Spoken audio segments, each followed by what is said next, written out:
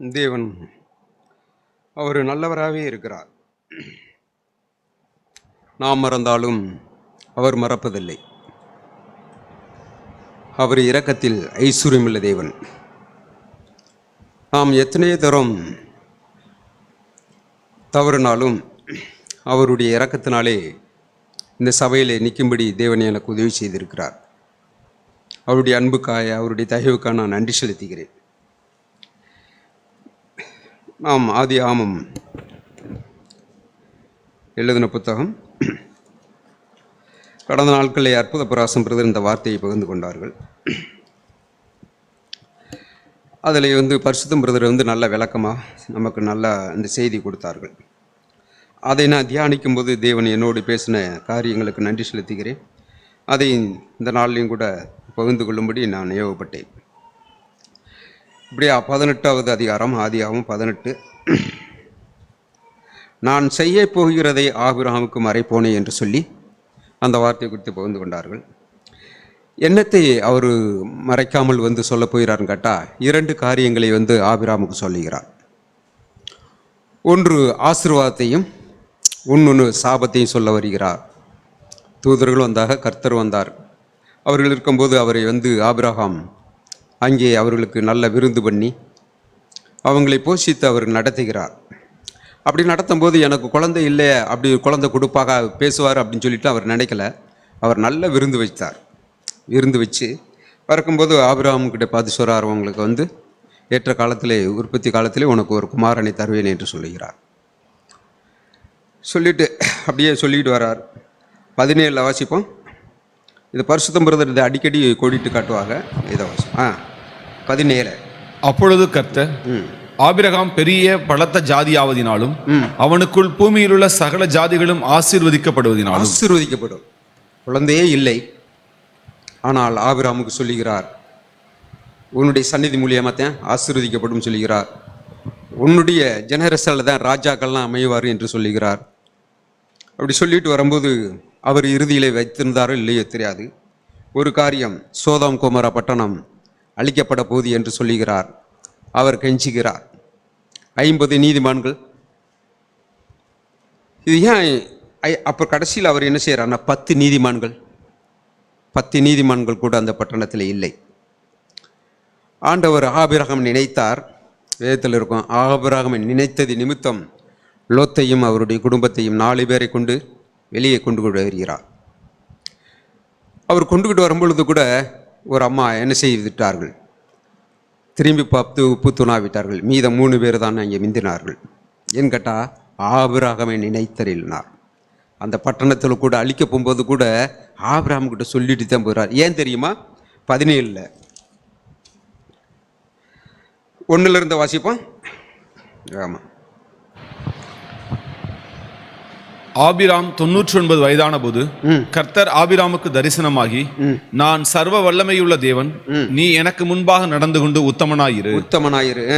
நான் உனக்கும் எனக்கும் நடுவாக என் உடன்படிக்கையை ஏற்படுத்தி, பாருங்க, நான் உனக்கும் எனக்கும் நடுவாக உடன்படிக்கையை ஏற்படுத்தி உன்னை மிகவும் திரளாக பெருக பண்ணுவேன் என்றார். அவங்க 2 பேரும் ஒரு உடன்படிக்கை செய்து கொள்கிறார்கள். இப்போ இந்த நாட்டுகளில் வர்த்தகம் பண்ணுகிறார்கள். வெளிநாட்டிலிருந்து நமக்கு எண்ணெய் கொடுக்குறார்கள், இங்கிருந்து நம்ம தானியங்களை கொடுத்து விடுகிறோம். இது ஒரு உடன்படிக்கை. நான் நினச்சேன், ஆண்டவரே, எத்தனை ட்ரிப்பு உங்களிடத்தில் நான் ஒரு உடன்படிக்கை செய்து கொள்கிறோம், வாக்குறுதியை கொடுத்து விடுகிறோம், தவறுறமே, நீங்கள் தவறலையே, எங்களை நேசிக்கிறீங்களே, இம்மட்டுமா நீ ஒரு ஜீவனுள்ள சபையில் வச்சிருக்கிறீங்களே, ஆமாம் ஆண்டவரே, எங்களுக்கு இரக்கம் பாராட்டுங்கன்னு சொல்லி ஆண்டவரிடத்தில் கேட்டேன். நாம் ரட்சிக்கப்பட்ட புதுசில் என்னுடைய உயிரையே கூட கொடுப்போம்னு சொல்லுவோம். பரிசுத்தம் பிரதர் சொன்னது போல் ஒரு முடியை கூட நம்ம கொடுக்கறதுக்கு இயலமாட்டோம். ஏன்னு கேட்டால் அவ்வளவு சுயநலம் நமக்குள்ளே நிறைந்திருக்கிறது. ஆனால் ஆபிரகாமோ அந்த உடன்படிக்கையை அவரை நிறைவேற்றினார். நிறைய இடத்துல ஒரு தேவனும் ஆபிரகாமும் ஒரு உடன்படிக்கை செய்து கொள்கிறார்கள். அந்த உடன்படிக்கையை தான் நாம் பார்க்குறோம். கடந்த நாட்கள் சகோதரன் அப்படி தான் பேசினார்கள். ஈசாக்கை தன்னுடைய கேட்கும் பொழுது தன் மனவு கொடுத்து விட்டார். அவருக்கு வேதனை இருந்திருக்கும், துன்பங்கள் இருந்திருக்கும். ஆனாலும் அவர் தேவன் கொடுத்தது. அது தேவனுக்கு அதுதான் ஒரு உடன்படிக்கை. அதுதான் ஒரு உடன்படிக்கை. நம்மளிடத்தில் வேற எங்கேயாவது ஒரு தொழிலுக்கு போகிறோம், எங்கேயாவது நம்ம பண்ணுறோம்னா நம்மளுடைய வாழ்க்கையில் தேவனுக்கு நம்ம மையமாக கொண்டு தேவனையே நம்ம சார்ந்து வாழ்ந்துருக்கிறோமா? நம்ம உண்மையிலவர்களாக இருந்திருக்கிறோமா? என்னுடைய பேச்சில், என்னுடைய நடத்தையில், என்னுடைய பார்வையில், நான் ஒரு இடத்துல இளநீ வெட்டிக்கிட்டு இருந்தோம்.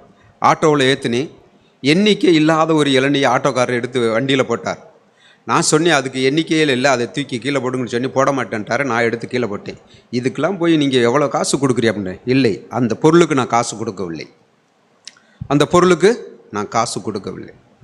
ஆமாம் வந்தவர்களே, தேவன் என்னை நிலைத்தருளினார். நாங்கள் வியாதிப்பட்டிருந்தோம், எத்தனையோ பிரச்சனையில் இருந்தோம். நானும் வியாதிப்பட்டு தான் தேவனை கண்டுகொண்டேன். தேவன் வியாதியிலிருந்து தேவனை என்னை சுகமாக்கினார். உனக்கு இந்த மில்லு வேலைக்கு சரியில்லை, நீ போய்விடு என்று சொல்லியிருந்தார்கள். அப்பொழுதுதான் தேவனை கண்டுகொண்டேன். அந்த நாட்களில் இருந்து நான் இந்த மில்லில் 37 வருஷம் நான் வேலை பார்க்கும்படி தேவன் கிருபை செய்தார். என்னை ஆஸ்பத்திரியில் பார்க்கும்போது 2 நபர்கள் சொன்னார்கள், உனக்கும் மில்லு வேலைக்கு லாய்க்கில்லை, மில்லு வேலை எழுதி கொடுத்துட்டு போயிடணும். நான் சென்னையில் ஒரு வேலை பார்த்தேன், அதையும் விட்டுட்டு இங்கே வந்துட்டேனே, இப்போ இங்கே இவ்வளவு கஷ்டமாக இருக்குது அப்படின்னு சொல்லிட்டு ஆண்டவரை தேடும் பொழுது ஆண்டவர் எனக்கு என்ன செய்கிறார். ஒவ்வொரு நாளும் நான் உங்கள்கிட்ட சொல்கிறேன், ஒரு 10 வருஷம் வேலை செஞ்சால் போதும் ஆண்டவரேன்னு சொல்லுவேன். அப்புறம் ஒரு 5 வருஷம் ஆண்டவரே அப்படி சொல்லுவேன். கடைசியில் நான் ரிட்டையர்மெண்ட் ஆகிட்டாங்க. தேவன் உதவி செய்தார், எனக்கு பலன் தந்தார். அவர் எனக்கு வச்ச ஆசீர்வாதத்தை ஒன்றையும் எடுக்கவில்லை. ஆனால் என்னுடைய ஊழியம், என்னுடைய காரியங்கள் எப்படி இருக்கிறது பார்க்கும்போது மிகவும் குறைவுள்ளவனாக இருக்கிறேன், மிகவும் குறைவுள்ளவனாக இருக்கிறேன். அவர் ஆபிரகாமோடு ஒரு உடன்படிக்கை செய்து கொண்டார். அதனால தான் இங்கே தெரியப்படுத்துகிறார். சவுல் ராஜா போய் தேவனிடத்தில் யுத்தத்துக்கு போகலாமா போக வேண்டாமான்னு சொல்லிட்டு அங்கே கேட்குறார். அங்கே பதில் இல்லை. தாவீதோ அங்கே போய் கேட்கும் போதெல்லாம் அங்கே பதில் சொல்கிறார், நீ போ, உன்னோடு கூட நான் இருக்கிறேன். தேவன் பேசுகிற தேவன். நம்மளுடைய ஜபத்தில், நம்மளுடைய வேண்டுதலில் உறுதியாக இருக்கிறோமா? எங்கள் வீட்டில் கொண்டு போய் நான் கேரளாவில் வச்சுருந்தேன் வைத்தியத்துக்கு. அப்பொழுது ஒரு பெந்தகோஸ்து சர்ச்சு வட்டாரம் இருக்குது, அங்கே போய் நான் ஜெபம் பண்ணேன். ஆண்டவர் சொன்னார், இந்த வியாதி மரணத்துக்கு ஏதும் இல்லாமல் தேவனுடைய நாமம் மகிமைப்படுவதற்காகவே தேவன் அமைத்திருக்கிறான்னு சொல்லி தேவனுடைய நாமம் மகிமைப்பட்டது. என் மனைவி சுகப்படுத்தினார். காரைக்குடியில் கொண்டு போய் காரில் போட்டிருந்தோம். அலெக்ஸ் பிரதர் சொன்னாங்க, அப்படி மல்லாக்க படுத்து கடந்திருந்தாங்க. அலெக்ஸ் பிரதர் பார்த்துட்டு ரொம்ப என்ன பிரதர் இப்படி போட்டிருக்கீங்களே அப்படின்னாங்க. அவங்களுக்கு உயிர் இருந்தது. ஆனால் தேவன் எங்களை என்ன செஞ்சிருக்கிறார்? சுகமாக்கியிருக்கிறார், எங்களை ஆசீர்வதிக்கிறார். அவர் எங்களோடு செய்த உடன்படிக்கையை மறக்கவில்லை, நானோ மறந்து விட்டேன். தேவனை துதிப்பதும் வேத வாசிப்பதும் சபைக்கு வருவதும் பெருசில்லை, தேவனுடைய வார்த்தைக்கு நான் எந்த அளவுக்கு நான் கீழ்ப்படிந்திருக்கிறேன். ஆபிரகாம் நீ ஒரு கானான் தேசத்துக்கு போன்னு சொன்னால் ரொம்ப தொலைக்கு அவர் நடந்து போகிறார். ஆனால் லோத்தையோ அந்த மலைக்கு போன்னு சொன்னால் போக முடியல, எனக்கு இந்த பட்டணத்திலே விட்டு விடுங்கன்றார். ஒருவேளை இந்த மலைக்கு போயிருந்தால் கூட அவங்க குடும்பம் ஆசீர்வதிக்கப்பட்டிருக்கும்.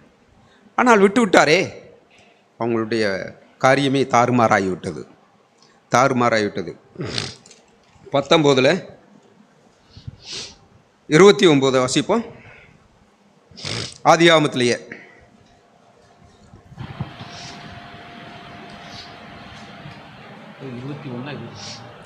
ஆதியாகமம் 19:29.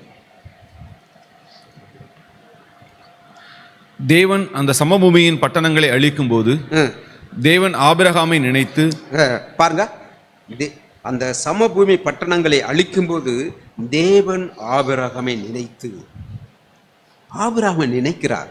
என்கிட்ட ஒரு உடன்படிக்கை செய்து கொண்டார். ஒரு உடன்படிக்கை, மனிதனோடு ஒரு உடன்படிக்கை. நான் இப்படித்தான் யோசிக்கிறேன். தேவன் பரலோகத்திலிருந்து இந்த பூலோகத்துக்கு ஒரு உடன்படிக்கை செய்து கொண்டார். அது எப்படி உடன்படிக்கை தெரியுமா? அது மிகப்பெரிய ஒரு உடன்படிக்கை. நான் அப்படித்தான் யோசிக்கிறேன். ஆண்டவருக்கு நன்றி செலுத்துகிறேன். இந்த மனுகுலத்தினுடைய பாவத்துக்காக, எல்லா பாவங்களையும் மன்னிக்கப்படுவதற்காக தன்னுடைய குமாரனை இந்த பூமிக்கு அனுப்புகிறார். எப்படி வருத்தகமோ அதே மாதிரிதான் இயேசு ஆண்டவரை இந்த பூமிக்கு அனுப்பி அவர் மரிக்க வேண்டும் என்பது அவருடைய சித்தம். அதனால தான் இயேசு ஆண்டவர் சொன்னார், இதோ உம்முடைய சித்தம் செய்ய நான் வருகிறேன். அவருடைய பிதாவுடைய சித்தம் செய்கிறதுக்கு அவர் ரெடியாக இருந்தார். நான் ஆண்டவர்கிட்ட கேட்டேன், நான் குணப்பட்டு விட எனக்கு உதவிச்சு. நான் மனம் திரும்ப எனக்கு உதவிச்சு ஆண்டவரே, சபைக்கு வாரதோ ஒரு ஃபெலோஷிப் வச்சுக்கிறதோ இல்லை. நான் எனக்கும் உங்களுக்கும் ஒரு தொடர்பு இருக்கணும் ஆண்டவரே. நான் அடிக்கடி யோசிப்பேன், உங்களுக்கு எனக்கு ஒரு தொடர்பு இருக்கணும். நீங்கள் பரிசுத்த ஆவியினால் நிரப்புங்க. நான் எத்தனையோ காரியங்களில் நான் விழுந்து போயிருக்கேன் தெரியுமா. ஒரு டைம் என்கிட்ட இருந்த தொகை கொஞ்சம் தான். ஆனால் ஒரு பண பிரட்டல் நான் சம்பாதிக்கணும்னு நினச்சி அந்த தொகையை நான் எடுத்துட்டேன். எங்கள் வீட்டுக்கு தெரியாது, பிரதருக்கும் தெரியாது. பிரதருக்கும் எங்கள் வீட்டுக்கும் தெரியலன்னா அப்புறம் யாருக்கு தெரிய போகுது? ஒருத்தருக்குமே தெரியாது. நான் எடுத்துட்டு நான் வச்சுருக்கேன், கையில் வச்சுருக்கேன். அதை கொண்டு போய் இன்னொரு அந்த நிறுவனத்தில் போடணும். போடும்போது அந்த இரவில் எனக்கு தூக்கமே இல்லை. ஆண்டவர்கிட்ட ஜெபம் பண்ணி, இந்த பணத்தை நீ இழந்துருவாய் என்று சொல்லி தான் ஆண்டவர் பேசினார். காலையில் எழுந்திரிச்சு பிரதருக்கு ஃபோன் பண்ணி, அந்த கொஞ்சம் தொகையை நீ யாரை கேட்டு எடுத்தி அப்படின்னு கேட்டாங்க. யாரையுமே கேட்கல பிரதர்னு. நீங்கள் போஸ்ட் ஆஃபீஸில் கொண்டு போய் போடுங்கன்னாங்க. நான் போட்டேன். 2 மாதத்தில் அந்த கம்பெனி டிவாலாகி ஓடி போச்சு. பரிசுத்த ஆவியானவர் நம்மளை பாதுகாக்கிறார். பரிசுத்த ஆவியானவர் நம்மளை பாதுகாக்கிறார். இதே மாதிரி எத்தனையோ காரியங்கள் நான் போய் விழுந்தேன். ஆனால் தேவன் என்னை கைவிடவில்லை. அதுதான் சொன்னார், உன்னை விட்டு விலகுவதும் இல்லை, உன்னை கைவிடுவதும் இல்லை. தேவன் நம்மளை கைவிடவே இல்லை. தேவன் அவர் சர்வவல்லமையுள்ள தேவன். அதனால தான் இந்த பூமிக்கு தன்னுடைய சொந்த குமாரனை இந்த பூமிக்கு அனுப்பினார். சொந்த குமாரனையே இந்த பூமிக்கு அனுப்பி நம்மளுடைய பாவங்கள் மன்னிக்கப்பட்டது. நம் பாவங்கள் மன்னிக்கப்பட்டிருக்கிறது. அவருக்கு நம்ம நன்றியுள்ளவர்களாக இருக்கணும். இப்படியா தாவீதும் அதைத்தான் சொல்லுகிறார். சங்கீதம் 25வது அதிகாரம்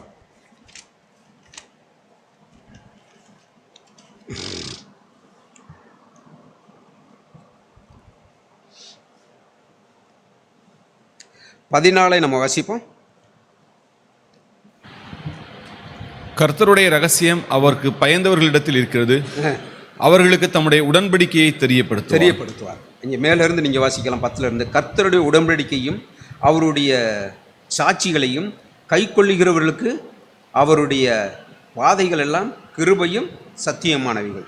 இங்கே 14 பார்க்கலாம், கர்த்தருடைய ரகசியம் அவருக்கு பயந்தவர்களிடத்தில் இருக்கிறது, அவர்களுக்கு தம்முடைய உடன்படிக்கையை தெரியப்படுத்துகிறார்.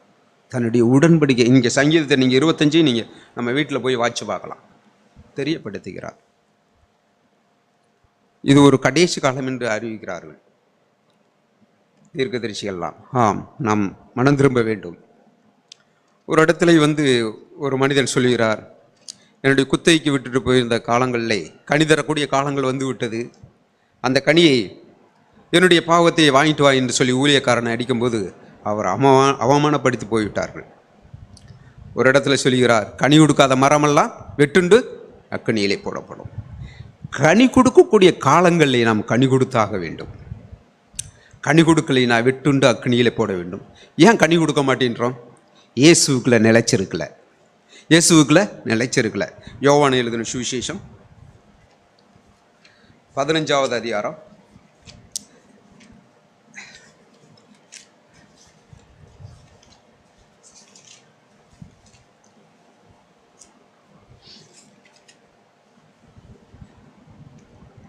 'இந்த வசனத்தை எப்போ பேசுனது விற்றுப்பிறகு இந்த வசனத்தை கோடிட்டு காட்டியிருக்கார்கள். இதை நானும் தேவன் எனக்கு வெளிப்படுத்தினதுனால இதை எடுத்து வச்சிருக்கிறேன். 15 வாசிப்போம். இனி நான் உங்களை ஊழியக்காரர் என்று சொல்லுகிறதில்லை, ஊழியக்காரன் தன் எஜமான் செய்கிறதை அறிய மாட்டான். பாருங்க, ஏசாண்டவர் சொல்றாரு, இனி நான் உங்களை ஊழியக்காரர் என்று சொல்லுகிறதில்லை, ஊழியக்காரன் தன் எஜமான் செய்கிறதை அறிய மாட்டான்.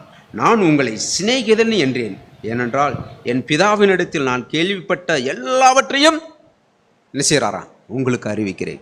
அவருடைய சத்தத்தை நம்ம கேட்கறதுக்கு விருப்பம் இல்லை, அல்லது அது கேட்டு பழகலை. பரிசுத்த ஆவியானவரை நம்ம கேட்டு பழகலை. அதனால தான் நமக்குள்ள ஒரு சமாதானம் இல்லை, ஒரு சந்தோஷம் இல்லை, அல்லது ஒரு காரியங்கள் நடக்கும்போது இது எல்லாமே தேவனுடைய செயல் என்று நம்மளால் நம்ப முடியல. அப்படி நான் உழம்பி தவிச்சேன். ஆண்டவர் எனக்கு போதித்தார், ஆமாண்டவரே, நீங்கள் நடக்கிற காரியங்கள்லாம் நன்மைக்கு எதுவாகவே நடத்துரு. நன்மைதான் ஆண்டவரே, நன்மைதான். எல்லாவற்றையும் நீங்கள் நன்மைக்கு எதுவாகவே அனுமதிக்கிறீர்கள். ஆபிரகாமுக்கு பிள்ளை கொடுக்காத போதும் நன்மைதான், திரும்பி கேட்கும் போதும் அது நன்மைதான். இன்னங்க கேட்கும் போதும் நன்மையின்றிய. ஆமாம், தேவன் அவர் சர்வவல்லமையுள்ள தேவன், அவர் வானத்தையும் பூமி உண்டாக்கின நல்ல தேவன். அந்த தேவனுக்கு நாம் கீழ்ப்படிந்திருந்தவனால், அவருடைய கற்பனைகளை நாம் கை கொண்டிருந்தவனால் நம்மளோடு அவர் தேவனை இடைபடுவார். ஆமாம் அந்தவர்களே,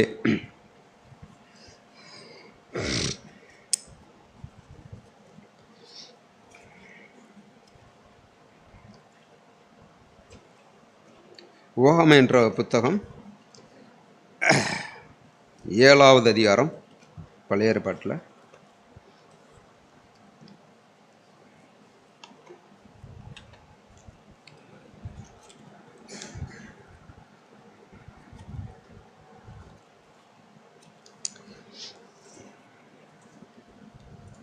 7:9 மட்டும் வாசிக்கிறேன். 7லேருந்து நம்ம வாசித்து பார்க்கலாம் வீட்டில் போய்.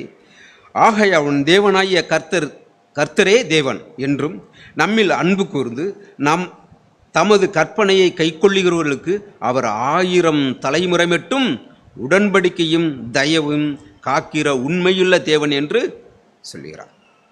1000 தலைமுறை மட்டும். அதனால தான் இப்போவும் நம்ம சொல்கிறோம் ஆபிரகாம் தேவன், ஈசாக்கின் தேவன், யாக்கோப்பின் தேவன் சொல்லிட்டு 1000 தலைமுறைட்டும் ஆபிரகாமோடு அவ்வளோ ஒரு உடன்படிக்கை செய்து கொண்டிருந்தார்.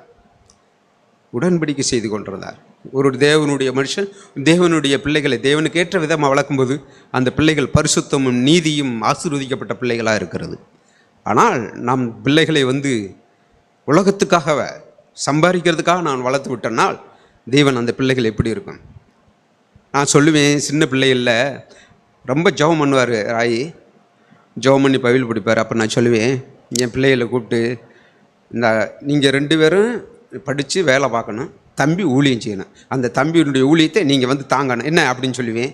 எங்கள் வீட்டில் சொல்லுவார், ஏன் அவர் வேலை செய்ய மாட்டாரோ? அவர் வேலை செய்ய மாட்டார், தேவனுடைய ஊழியத்தை செய்யட்டும் அப்படி. ஆமாங்க, அதில் ஒரு தாகம் உள்ளவர்களாக இருப்போம். தேவனுக்காக ஆண்டவருடைய சொல்லி நான் அநேக நாட்களில் பின்மாற்றமாய் மோசமாய் கோபமாய் இருந்தேன். ஆனால் தேவன் என்னை உணர்த்தி வைத்தார். நான் உன்னை விட்டு விலகவில்லை, அதுதான் என்னை தேவன் எனக்கு கொடுத்த வாக்குத்தத்தம். என்னை விலகவே இல்லை. நான் எவ்வளோ தூரம் போயிருக்கேன், நான் காணாமல் போயிருக்கேன், ஆனால் தேடி என்னை தேவன் கண்டுபிடித்திருக்கிறார், என்னை ஆசீர்வதித்திருக்கிறார், என்னை உயர்த்தியிருக்கிறார். யாத்ராகமம் என்ற புத்தகம் 2வது அதிகாரம்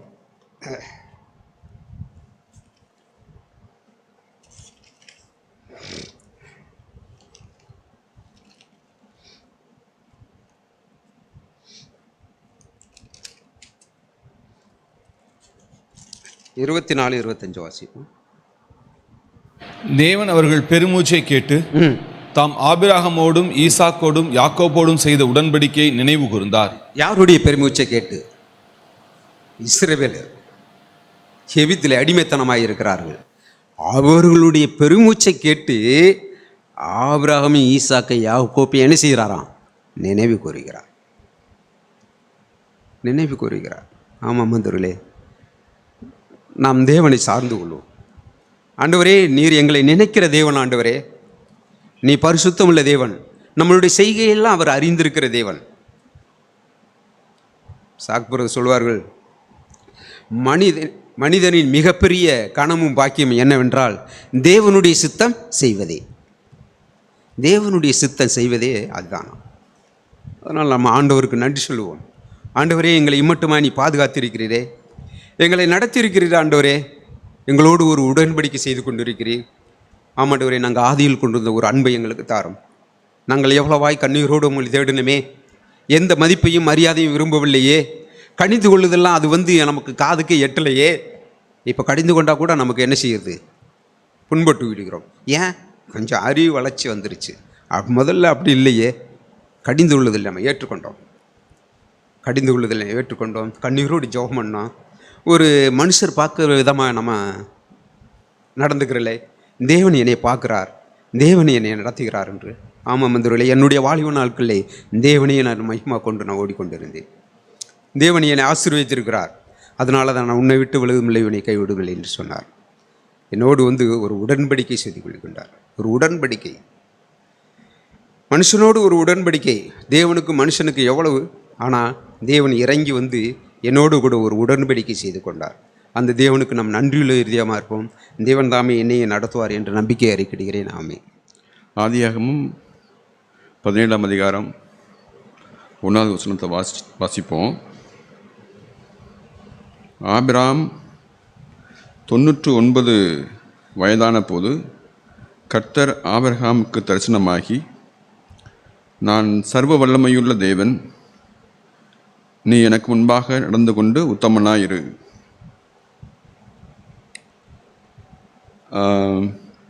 16வது அதிகாரம் 16வது வசனம்.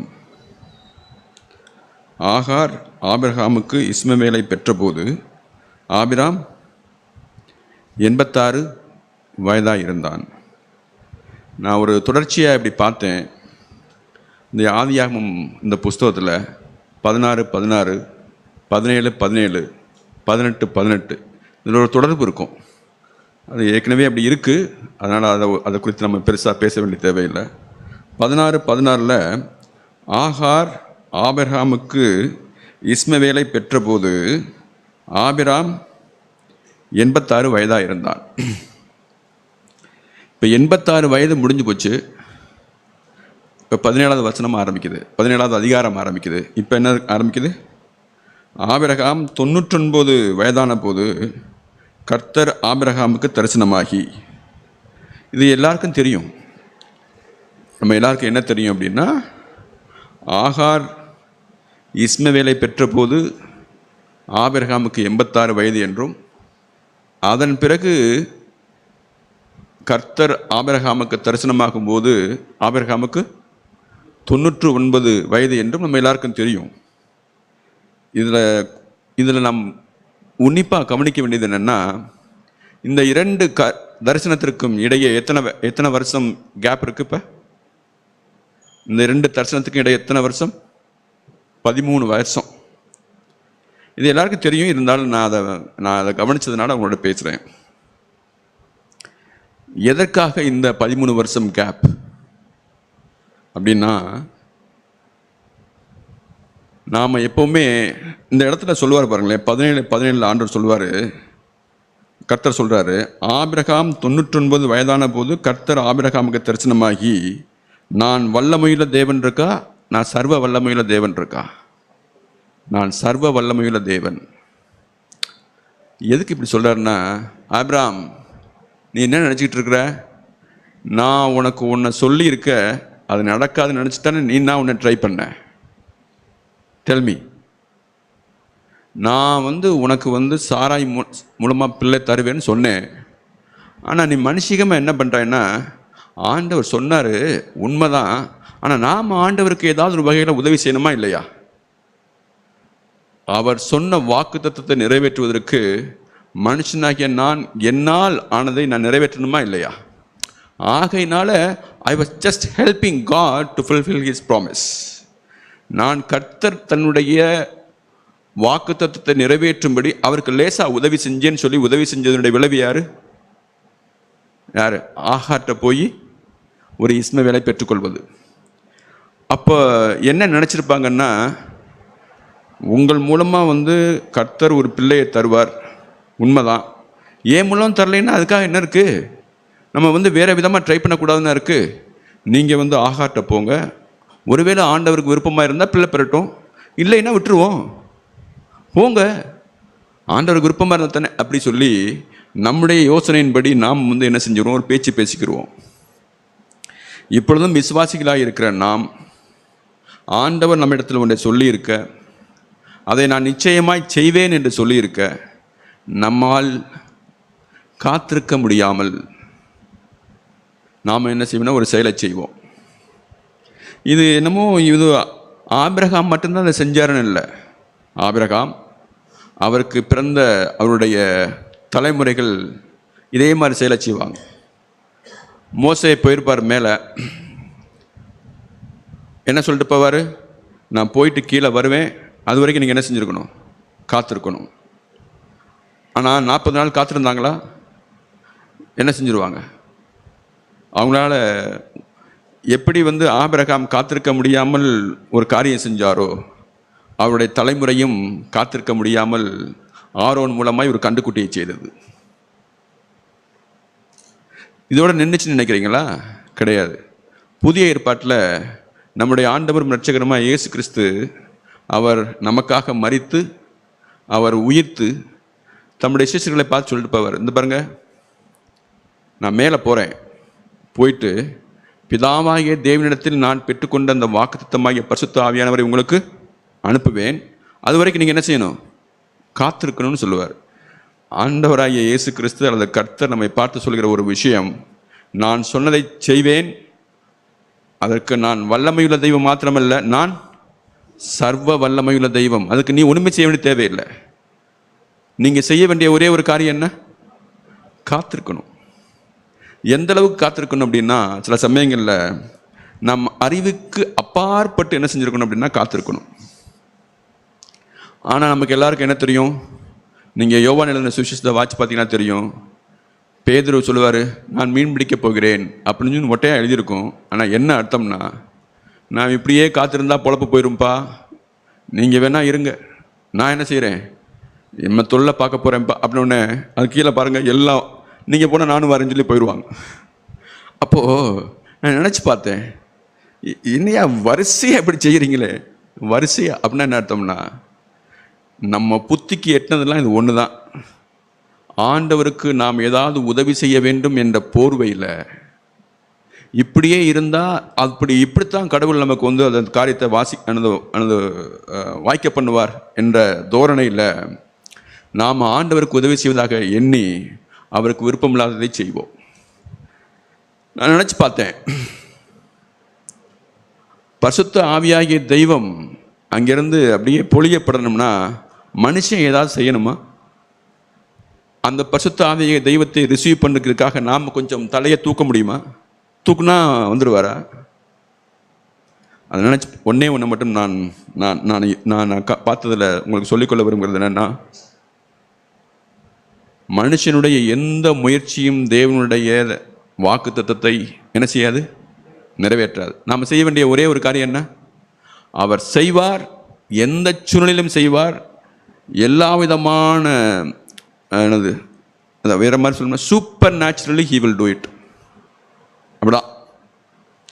அதனால தான் ஆண்டவர் என்ன செஞ்சார் அப்படின்னா, ஆபிரகாமோட பேசாமல் இருந்தார். எத்தனை வருஷத்துக்கு? 13 வருஷத்துக்கு. என்ன தெரியுமா, நான் ஒன்று சொல்கிறேன் ஆபிரகாம், நீ என்னை நம்பாமல் இப்படி ஒரு காரியத்தை செஞ்சிட்டியே, உனக்கு பிள்ளை கொடுக்க முடியாதுன்னு நினச்சிட்டியோ? நான் சர்வ வல்லமையுள்ள அதை சொல்லணும்னு நினைக்கிறாரு ஆண்டவர். கர்த்தர் அதை சொல்லணும்னு நினைக்கிறாரு. யாருக்கு? ஆபிரகாமுக்கு. அவர் சொல்கிற முதல் வார்த்தையை பாருங்க. ஆபிரகாம் அந்த 17வது வசனம், 17வது அதிகாரம் 1வது வசனம். ஆபிரகாம் 99 வயதான போது கர்த்தர் ஆபிரகாமுக்கு தரிசனமாகி, நான் சர்வ வல்லமையுள்ள தேவன், நீ எனக்கு முன்பாக நடந்து உத்தமனாயிரு. அப்படின்னு என்ன அர்த்தம்? இந்த மனுஷ பையன் மாதிரி யோசிக்கக்கூடாது. அவங்க தான் மாற்றி மாற்றி யோசிப்பாங்க. அவங்க தான் இவன் சொன்னதை செய்வானா செய்ய மாட்டானான்னு சொல்லி என்ன செய்வாங்கன்னா சந்தேகப்படுவாங்க. நான் சொன்னதை செய்வேன். எந்த அளவுக்கு அப்படின்னா, நான் சர்வ வல்லமை இல்லை. தொடர்ந்து வாட்ச் பார்த்தீங்கன்னா தெரியும், இவ்வளோ பேசுவார் ஆண்டவர். உடனே அவர் நீ எனக்கு முன்பாக நடந்து உத்தமனா இருன்னு சொன்ன உடனே அவருக்கு தெரிஞ்சு போச்சு, கர்த்தர் எதை சொல்கிறாருன்னு எனக்கு தெரிஞ்சு போச்சு. உடனே அவர் என்ன செய்கிறார் பாருங்க, நான் உனக்கும் எனக்கும் நடுவாக என் உடன்படிக்கையை ஏற்படுத்தி உன்னை மிகவும் திரளாய் பெருக பண்ணுவேன். அப்படி சொன்ன உடனே எனக்கு புரிஞ்சு போச்சு, ஆண்டவரே எனக்கு புரிஞ்சு போச்சு, நீங்கள் என்ன சொல்ல வரீங்கன்னு புரிஞ்சு போச்சு. நான் முட்டாத்தனமாக ஒரு ஆகார் மூலமாக இஸ்மவேலை பற்றின அர்த்தனே. அவர் என்ன செய்ய பாருங்க, அப்பொழுது ஆபிரகாம் முகம் கூப்புற விழுந்து வணங்கினான், தேவன் அவனோட பேசி. அந்த செய்கையில எல்லாம் முடிஞ்சு போச்சு. என்னை மன்னிச்சிருங்க, என்னை மச்சிருங்க, மடத்தனமாக செஞ்சுட்டேன், மனுஷீகமாக செஞ்சுட்டேன், நடக்குமோ நடக்காதோன்னு நினச்சி என் பொம்பளை சொன்னதை கேட்டேன். உங்க அப்புறம் விழுந்துட்டோம். ஆண்டவர் என்ன செஞ்சார்? இப்போ நான் பேசாத தெய்வம் என்ன செய்கிறார்? இப்போ அவனுடைய பேசி. இவ்வளவு பேசுவோம், ஆனால் நம்ம என்ன செய்வோம்னு சொல்கிறேன் பாருங்க. 17:17 வருவோம். 17:17 வாசிங்க. அப்பொழுது ஆபிரகாம் முகம் குப்புற விழுந்து, 100 வயதானவனுக்கு பிள்ளை பிறக்குமோ, 90 வயதான சாரால் பிள்ளை பெறுவாளோ என்று தன் இருதயத்திலே சொல்லிக்கொண்டு, அவன் என்ன கேட்குறான்? நான் அவர்னு சொல்லணும். அவர் என்ன கேட்குறாரு? இஸ்மவேல் உமக்கு முன்பாக பிழைப்பானாக. அடப்பாவி, இப்போ உன்னால் நம்ப முடியலையா? இப்பவும் இஸ்மவேலுக்காகத்தான் ஜெபம் பண்ணுவியா? இப்படி இருந்த அந்த ஆபிரகாம் 17 18 வந்தான்னு அது வரது விடல. எப்படி மாறிட்டாப்ல? நான் செய்ய போகிறதை ஆபிரகாமுக்கு மறைப்பேனோ?